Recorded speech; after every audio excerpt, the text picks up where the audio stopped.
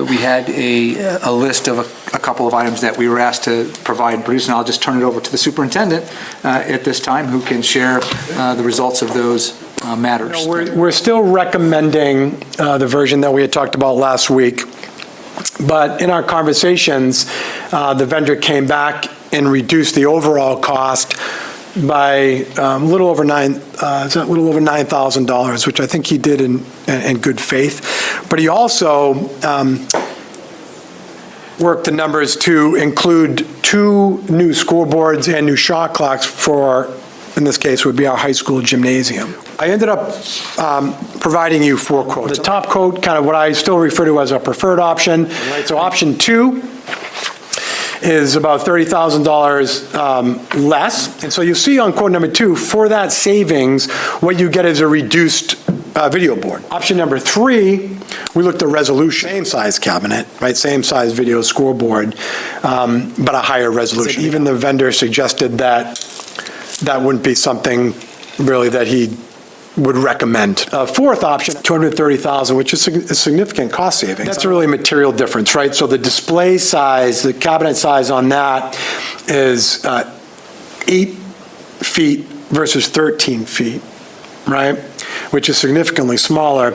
But in that particular case, we wouldn't even have the static scoreboard affixed to the bottom. Both Herculean, it turned around quickly, and I think it answered all of my concerns that, you know, we looked at it, we go into it, we can answer it to anybody here in the town that says, yes, we looked at it, and we did a great job of getting exactly what we felt we needed for the right price that we needed. So I would like to move that we send measure 2024-005 to the full council with a positive recommendation. Motion carries 6-0. We had a good conversation the first night. We had asked the school department to come back with various options.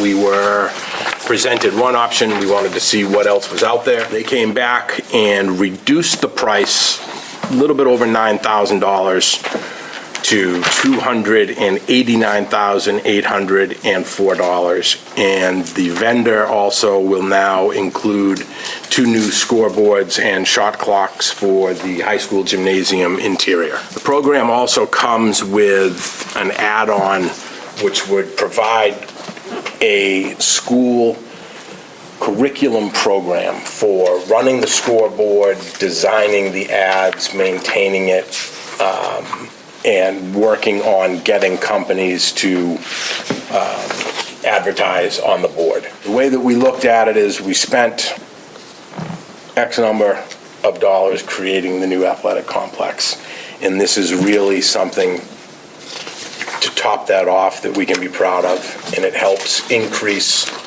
the viewing, it helps increase the fan experience. This is not just a football field. Other sports use that. Groups can use it. Somebody had even floated the idea of having a movie night up there one night. But something to bring pride that we can all rally around. And on the one hand, it'd be really nice for the community to have a really nice scoreboard.